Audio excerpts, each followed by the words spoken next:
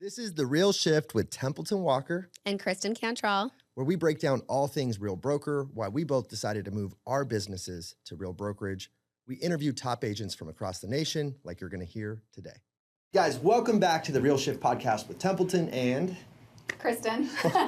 And we are so honored and thankful to have Ashleigh Mazella here today, who you've been an agent since 2013, and you are now a broker at Real since April. Yeah. So nice to have you here. Thank you for having me. I appreciate it. We appreciate it. So Real Shift, Ashleigh, is agents that are considering a move to Real or they're already at Real and they want to understand how to optimize the opportunity better and understand all things about it. So you were an agent at Real first, and I want to ask about that. Yeah. What was that decision to come to Real as an agent, and how did you land here? Yeah. I was at we'll call it a profit-sharing franchise for a very long time prior to coming to Real. I was there for probably about 11 years. About 10 of those years was with a team. So I was kind of setting out to have a solo agent business. I wanted a place where I could kind of like pave my own path and start fresh. I had seen a lot of people that I really respect and admire over probably a couple of years before that, like come over to Real, and it piques your curiosity, right? Me like and you're Kristen, like, you know what I mean? well, yeah, it was all because of you guys. No, well, that and a lot of other people too. And so I think it's not like a, oh, they're all doing it, I'm going to do it too kind of thing, but it really piqued my interest in like a, wait a minute, they make wise business decisions. Yeah. What drove them there? Yeah. So I had that kind of on my mind, but I didn't really know much about Real. I kind of lumped it in with like other cloud-based brokerages. And I was like, okay, whatever, you know. So I didn't really know where to go. I was talking to Kristen one day. We had met a couple months before that. I actually thought you were trying to recruit me to Keller Wellness. No, I was trying to get away from there. Yeah, so I just didn't know. I was like, I kind of just want to be wherever you are, which is really what it was. It was community. That was, I think, the first thing that made me want to come over to Real. I wanted to be a part of what Kristen had going on. And I think, secondly, which probably should have been first, arguably, but once I, crunched the numbers and started to look at all the things that Real had to offer, it was a done deal from there pretty much. So Yeah, and I think you've been such a great example of somebody who's like joined and then like dove into the culture and taken advantage of everything it has to offer. Yeah, I've enjoyed it a lot. Like I felt like Real as a company has really anticipated the needs of agents, really, like just been ahead of what's happening in the market and just provided us what we need to be successful and have great businesses. So what made, I know you told me like, months into being at Real, you were like, I would love to be a broker at Real. Yeah. Why did you feel like that? So I had an interest in a management role at a brokerage for a while, like probably since I got my broker's license in 2017. I wanted more, I guess. I had always had an interest in helping others with their businesses. I am a total nerd for compliance and all of that stuff too. I was administratively oriented when I was on my former team. I felt like having a broker role was going to play into my skill set and also really fulfill me and my desire to like help others with their business. Yeah. Yeah. Well, and now you're a broker, and I feel like what I really want to get on this podcast is like from more of the perspective of what's it like to work there and what's the culture like with everybody that's on staff there. Yeah. It's exactly the same. It's no different than being an agent there. We have so much support from corporate, and I just, again, felt that high level of anticipating our needs and being heard too, right? Like agents will tell us what they want and we tell management and they're either already working on it or it's going to be, in the pipeline. So I just appreciate that about the company overall. Well, and we've seen it in the results too. So, and to be fair to, the people that were growing Real here in Arizona, at least in the beginning, was a ton of growth fast. And that was a hard challenge for anybody, but that was one of the main things was like broker support was a real issue. Yeah. Right. And it needed to be solved. And now there's actually stats behind it that, like what are we at now? So we recently had a survey that went out to our agents. We got the results back, and now Real Arizona has an 85% satisfaction rating. Yeah. So we're very proud of that. And we're hearing it in the front lines, right? Because we're communicating with agents every day, and they're in our networks, and they're in production, or they're considering coming over, and they're like, the amount of support I'm getting and how this feels is so incredible. And I got to give Courtney Yount Love her. Oh, Yes, she's amazing. She And, really like, is. She's so caring, and she really pours herself into everything she does. well, and she actually, like, instead of just being compliance and letting problems find her, she's like taking the fight to the battlefield and being like, what do you need? Yes. Right. And she so much is even brought like some of the big network holders, I guess you would say, like in Arizona together on a Zoom, and was like, what do we need to do to create more connection and even more inward, like inroads, and how do we make sure Arizona's not fractured and people know that we're banded together?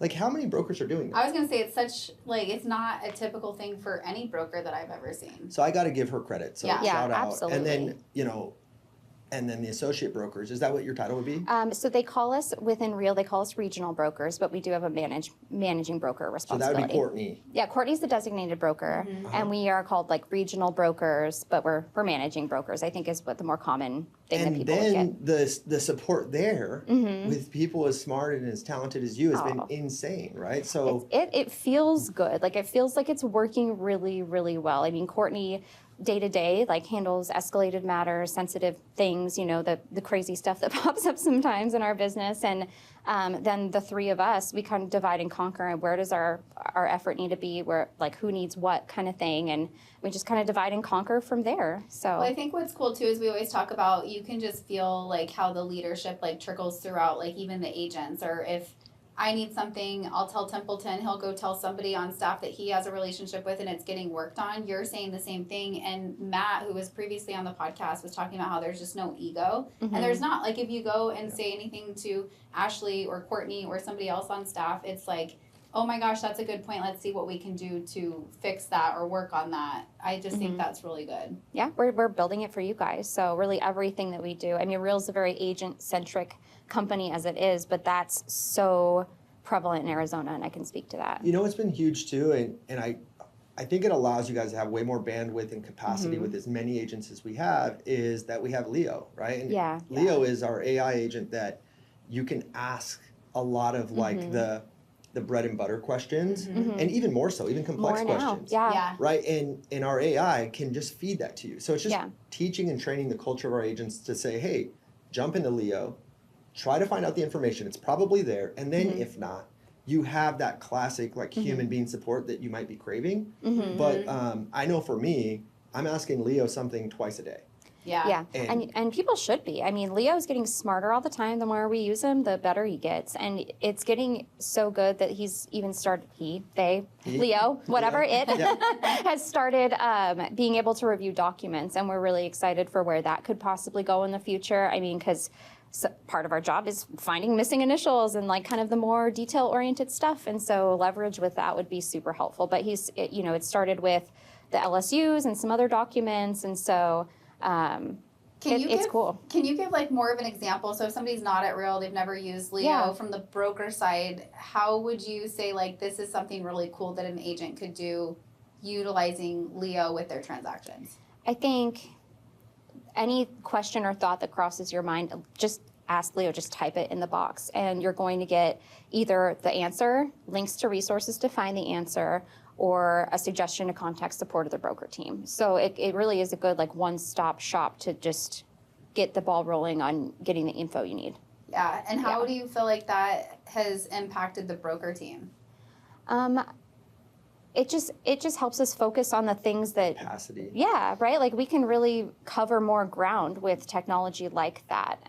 So it helps us be focused on the things that need that human touch, you know? Yeah. Well, I think about like I've been coached to like you should teach your team to look 3 places before they come and ask you. So I feel like having that like just built in is so cool. Yeah, it's super cool. And it's not that the broker team isn't available for you, right? Like it's both. You get both a broker team and instant answers, right? If you've got something on your mind in the middle of the night, like Leo. Yeah. What I love too is like I always tell people like I want my brain and my organizations to be focused on the highest and most important tasks. Yeah. And if your broker is checking for initials and reviewing the smallest stuff, not that you don't do that or can't do that, but I want the 4 of you guys to be thinking about like the critical issues. Yes. Yeah. Right. And if you're so inundated with all the small stuff, like how can you actually be effective on, working high level protection of our agents?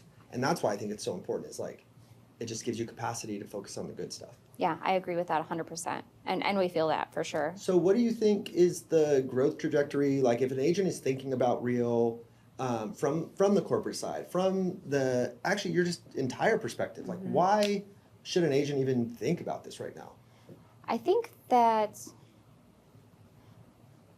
I just think it's a great company. I mean, I know that it's like so simple to say, but I mean, if they're looking, I mean, if they're looking for a company that is growing, right, a company that is anticipating the needs of the agent and getting better all the time, has accessible management. Opportunities to, would you say, like collaborate with other people across the networks and plug in with other productive realtors? I have a good example of that too. There was an agent I was talking to about Real for about a year, so pretty much since I got here.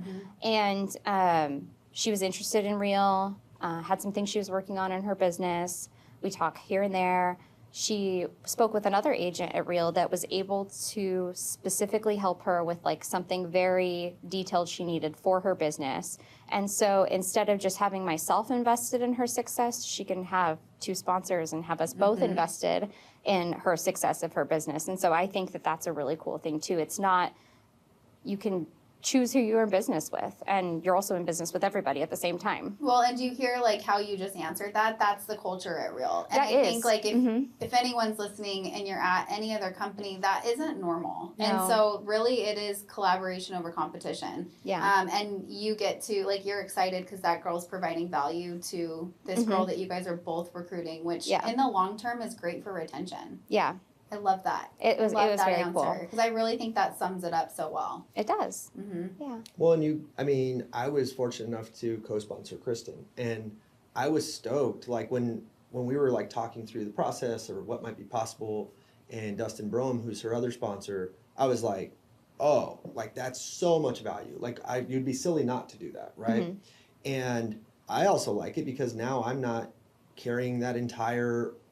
I'm a lot. Well, you're a lot to massive, work with. No, you've grown a network that's huge, right? Which productivity and growth usually is coupled with work and effort, right? For sure. So for me to be the best support to you, to know that I have a co-pilot on that, plus everyone else, I think about Clayton Gitz, and I think about Ryan Zook and Randy Mendez, and just all these people that we're all like an army together, and there's kind of like I did a Learn More meetup last week, and there was agents in there, like there were sponsors somewhere in Maine or something like that. And I was like, awesome. Like, so cool. I'm glad you're here. Let me help you, whatever that looks like. And they're like, you don't mind we're here? I'm like, no, I want you to learn as much as you can. Yeah, 100%. So anyway, that's just been the culture, and to know that even on the corporate side that's the way it feels, and that you guys are just as excited about the opportunity. Because I think a lot of times selling can be the fun side of the business. Yeah. And the corporate can be like the behind the curtain, like, hey, this is actually a mess. Right. It's not. It's so not. And to know that like you're just as excited,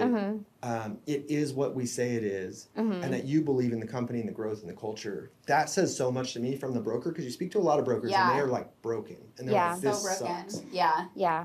And you're on the podcast talking about it, right? Right. And excited about it. I'm like, I love to yap and I love Real. This will work out great. Yeah, well, we're not group text. You're like, yeah, I'm down. Yeah, I know. I think I was more than down. I was like elated. Well, you are. You're always, I feel like you're always down to do anything, so. Just about, yeah. I hope the answer is yes on this. Can people still name you sponsor? Yes, they can. Heck yeah. So how would they find you? I mean, I can't imagine a better sponsor than a broker. the broker. So we can sponsor, we can co-sponsor. Like I'm down for helping anybody figure out their place in Real and just show them what's available. So I'm on every social media. Just type in the name. I'll pop up. Yeah, and if you do Ashleigh, you get me in Templeton too. That's and a true. bunch of other people. I had a few people at that meetup, and they were like, they had talked to me a while back, but one showed up with Jeremy Fust, who we just brought over. Yeah. And they're like, I was like, this isn't weird at all. Name Jeremy. Yeah, totally. I'm like, you still, you know what I mean? And even if that wasn't in my line somehow, if that's the person you want to name, great. Right, exactly. And that was a major issue. I've told this story on the podcast, but in 2017, I went to EXP. And it was great because I believed in the model. I think they did a lot of things really well. Yeah. But back then, they wouldn't let me do a lot of my investing stuff, which is where I made a lot of my money, so I had to go. But I had brought like 40 people within a couple months, and I had a 100-person org, and it was like working. But one of the most stressful things that I will never forget was getting phone calls from other agents like, this person named you sponsor and they were my person. And I'm like, so awkward. It's like, what are dog, they you would have supposed to named you. do? Like, Yeah.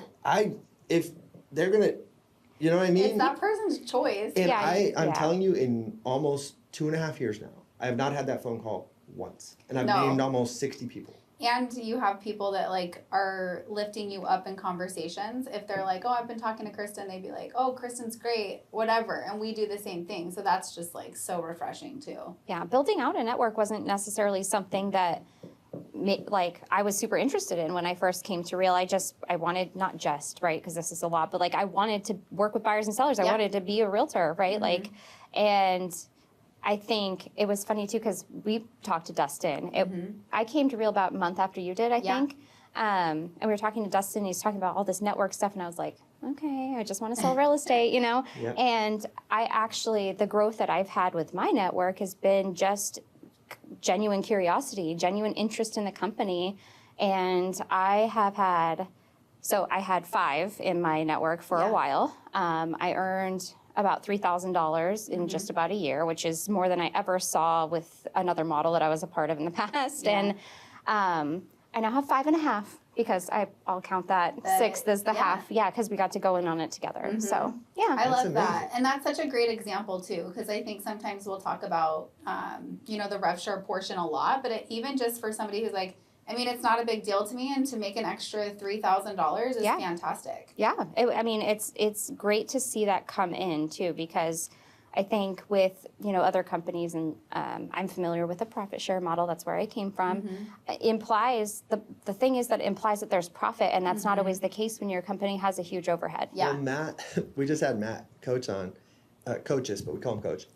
And he goes, I was there from 17 to 23, and he said his total profit share in those 9 years, 8 years, whatever that math is, was $78. $78 total. Whew, that's not a super exciting amount of money, I'll tell you that. Even if it was a month, I would be like, man. I know. So he was like, and he's such a sweetheart about it. He was like, yeah, Right. I'd buy a cup of coffee Right, or whatever. right. Yeah. Nobody complained about it at the time, right? It was what it was. But I think when you see what's possible with just being connected and just having you're a natural relationship builder. Oh, thank Yeah. you. Yeah, and that's how it felt though, is like I have this good thing, I love this place, I just naturally want to tell people about it. Yeah. I know I'm a part of management, so that's great too.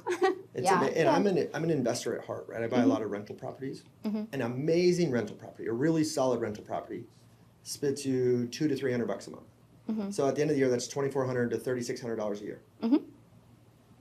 You have an awesome rental property in your portfolio by inviting a handful of friends to this place that you really like, and you didn't have to structure any debt. You didn't have to hire a property manager. You didn't deal with any roofs or It can't leaky like toilets. burn down or something. No, and it just and it grows. Right? Yeah, Like those it 5 does. people could bring someone in and it grows. And that's when I my investor brain, when I saw that, I was like, oh, and I think I called you because I wasn't taking it as seriously as I should have. Yeah. And I saw what you were doing and I was like, oopsie. I opened this tab and saw how much money I missed out on. I was like, no more. I'm done. There you go. You're going all in. Yeah. What is something that Real has coming up that you're really excited about? I'm still looking into Rise. I want to see, if we're going as a little broker posse or what the plan is. But we have a new ICA coming out, so people will be making more money for growing the company soon. So that's really cool. That is really cool. And I get excited about Leo having AI as leverage for those in real estate. I think in general as a baseline is super, super important. And I can just see the opportunities for us to be able to make more out of our existing broker team with the leverage of AI. So I'm excited for that. Yeah, that's a great answer. I'm excited for the ICA. For those of you listening, a couple of the highlights would be if you grow a network like Kristen, you're not necessarily selling a ton of real estate every day, but you're like one of the best builders in the nation. If you're a builder, it's at 500 in network, line 3 is open, 1 through 3. At 1,000, line 4 is open for that year. And if you're at 1,500, line 5 is open. And then for the producing realtors that are focused on producing and maybe not growing a network, if you cap, 1 through 3 gets open. And then if you hit elite, 1 through 5 gets open for that year. Yeah, which I'm is so that's excited for insane. that. Yeah, That's the very production thing is so big. Well, I feel like just the fact that the company is taking it upon themselves to make those changes without really being prompted at all. Like, I think it just it speaks to the fact that they're anticipating, the needs of its members, of their agents. I heard another thing, and I hope this isn't a rumor, but I think it came from a really good source, that if somebody is at Real and their sponsor leaves Real, they can pick another sponsor. And I think that's so huge, because I've known in the past at other companies where that's a big deal when somebody loses a sponsor and they feel like an orphan. They actually are called orphans. Mm-hmm. So just even that, I think, is huge. That is really cool. Mm-hmm. I mean, they should have the opportunity, right? Yeah. Because at the end of the day, that person's invested in your success, right? Yeah. So. And that would be so frustrating if you go for someone and they leave, Yeah. and then you're like, You're just like stuck. Yeah. I believe that is true, and I think one of the details, and I'm not a great detail guy, so Neither of us are. I think it becomes a co-sponsorship, so that way the line that they existed in would still have revenue flow through it. Yeah. Ooh. And then whoever they named co-sponsor on like this, hey, I need a new person, would get the other half. Yeah. So I think it works like that, which makes a lot of sense, because that way you don't want that line to get diminished. Mm-hmm. We're kind of getting the weeds on rev share here, but like, Some people will get it. Some are going to be like, what are you talking about? Even if you don't get it, Real's still a great place to be in general. I didn't get it at first, and then it just kind of came naturally. yeah, and then so. you got $3,000 passive, and you're Right. like, oh, okay. Well, and of those 5 that I had for the majority of my time, only 2 of them were actually producing. So, I mean, it doesn't take much to see return on that. Yeah. Yeah. So if somebody wants to get a hold of you, what's the best way? Oh, gosh. I mean, you could go to ashmaz.com. That'd be my little business card website. I'm online everywhere, Ashleigh Mazella. Yeah, And your you'll find me. Instagram handle. Instagram handle is Ashleigh Mazella. Yeah. So you just have to spell it right. That's the key. It is hard. I still spell it wrong. I know. Everybody does. It's okay. I know. And how you spell Ashleigh. Yes. Just a lot of letters in there. Just keep typing. Yeah, you'll find it. You'll find her. Well, from both of us, we appreciate you taking the time. Oh, yes. I'm Thank so you. excited for our listeners to actually be able to understand who is helping grow all this, Yeah. right? And Totally. and wear a different hat than just us agents. Yeah. You are an agent as well, but being Yeah. a broker, it's like it's just amazing. So thank you. Oh, thank you for having me. We Awesome. appreciate it. You guys, as always, like, subscribe, listen to these podcasts, share them with a friend. If anyone's thinking about a broker move, we'd love to be a resource for you, and we'll see you on the next one.